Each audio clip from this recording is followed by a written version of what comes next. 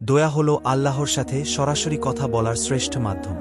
এতে মানুষের অক্ষমতা দূর হয় এবং আল্লাহর সাহায্য নেমে আসে।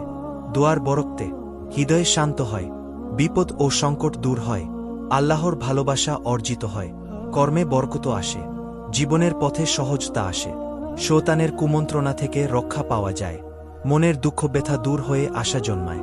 দোয়া কখনোই অকারণ যায় না, আল্লাহ তা গ্রহণ করেন, বিলম্ব করেন অথবা তার চেয়ে উত্তম কিছু দান করেন। রিজিক ও বরকতের দোয়া। আল্লাহুম্মা ইকফিনি বিহালালিকা আন হারামিকা ওয়া আগনিনি বিফদলিকা আম্মান সিওয়াক। উচ্চারণ: আল্লাহুম্মা ইকফিনি বিহালালিকা আন হারামিকা ওয়া আগনিনি বিফাদলিকা আম্মান সিওয়াক। বাংলা অর্থ: হে আল্লাহ, আপনার হালাল দিয়ে আমাকে যথেষ্ট করুন, হারাম থেকে দূরে রাখুন এবং আপনার অনুগ্রহের দ্বারা অন্যের মুখাপেক্ষী হওয়া থেকে আমাকে মুক্ত করুন।